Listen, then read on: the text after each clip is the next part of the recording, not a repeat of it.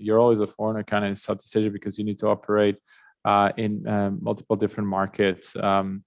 But and that makes you having to learn different culture and different ways of operating, just from Malaysia to Vietnam, or Vietnam to Indonesia, Indonesia to Thailand, and so on, right? Philippines. So we I'd say just keep yourself super open to learn from everybody, join forces with the strongest people in different markets that you can. Hi everybody, this is the Peking University HSBC Business School Entrepreneurship Society. Today we are speaking with Gil, the founder of iMotorbike.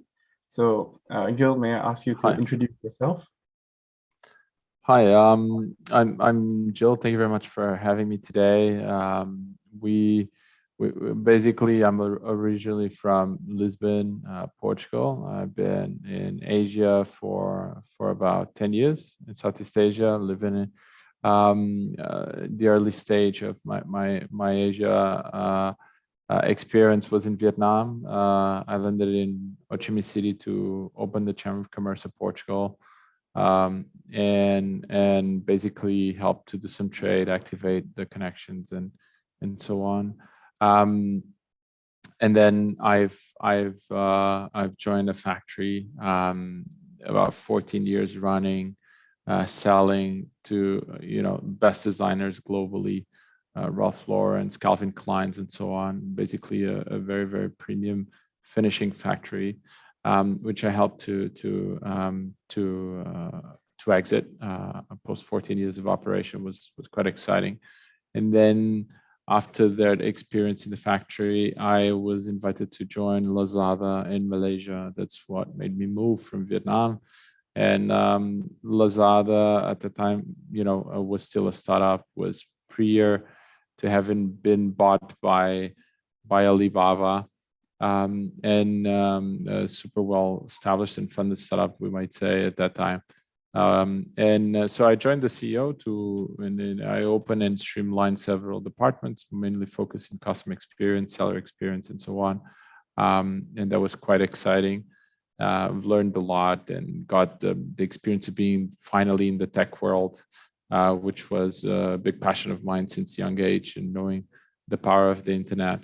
And then I got invited to join the founders of Shopback, eBay, a cashback platform for Southeast Asia, currently the largest in Asia.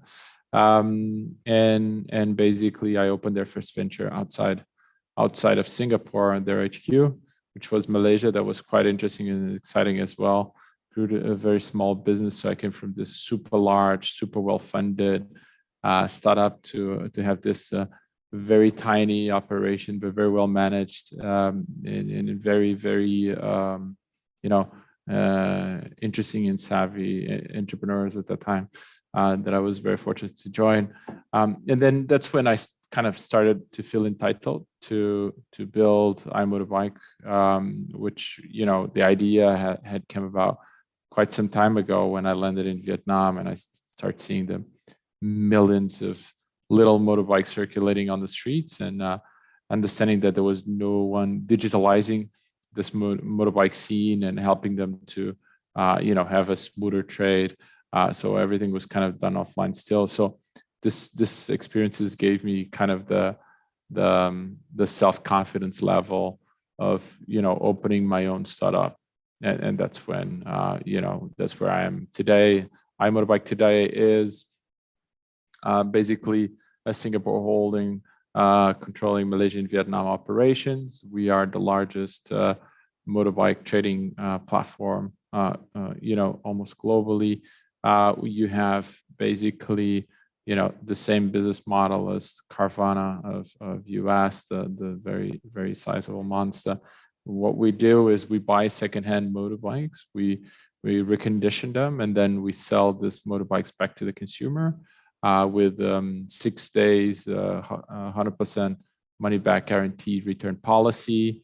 And we also bundle with a 6 months warranty. These bikes go through 170 points of inspection when we buy by our own in-house certified mechanics, which makes them, reliable per se.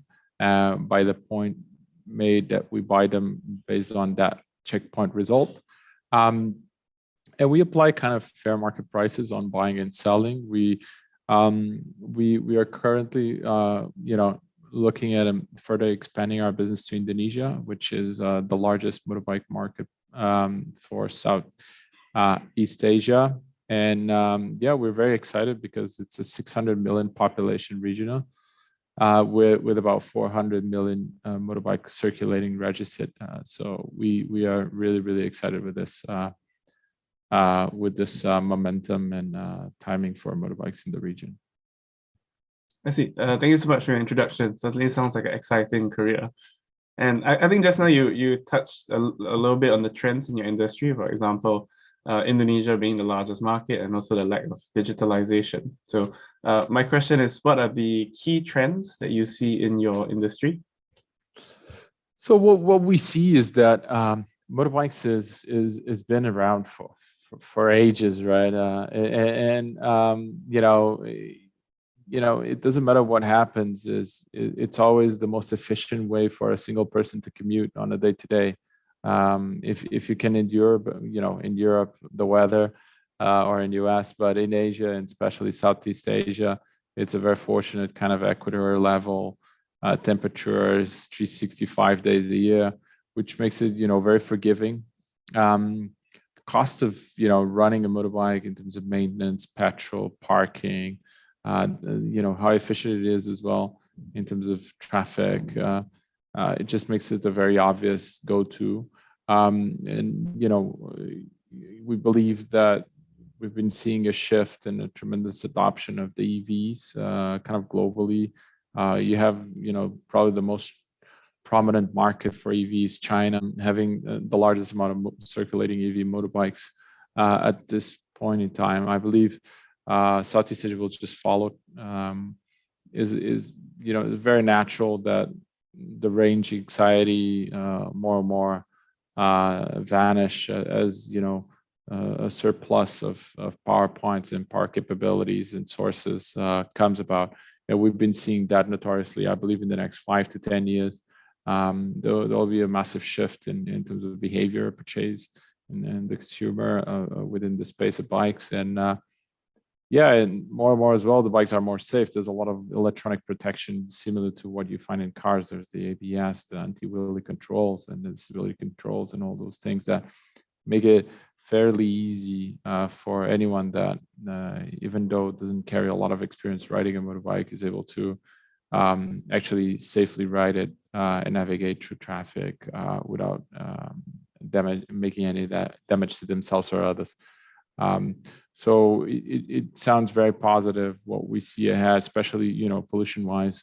As you may imagine, when you have a massive amount of motorbikes circulating, pollution is sound the same for cars, right? But Southeast Asia density of population just makes it very notorious that if there was a shift overnight to everybody driving EVs, would make a bright difference in terms of the air you breathe daily in these major cities across Southeast Asia.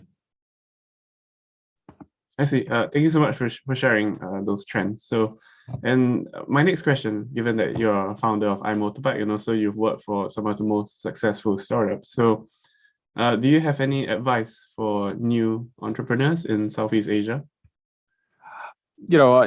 I'd say just be very open to, if you're a foreigner especially, but you're always a foreigner kind of in Southeast Asia because you need to operate in multiple different markets. And that makes you having to learn different culture and different ways of operating, just from Malaysia to Vietnam, or Vietnam to Indonesia, Indonesia to Thailand, and so on, right? Philippines.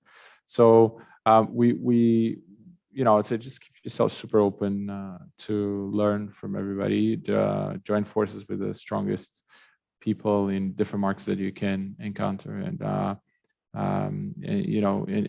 be constantly adapting, because the pace that these countries are evolving, growing, and the way they operate so flexibly in all different fronts and ways, from government issuing new laws to culturally adaptations that shift tremendously.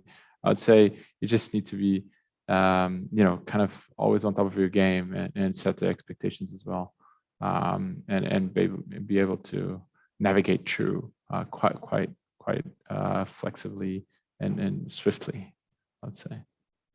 Thank you so much for sharing. So that's all the questions that I have. Really, thank you so much for your time and sharing your insights. No, very grateful for your time as well. Really appreciate it.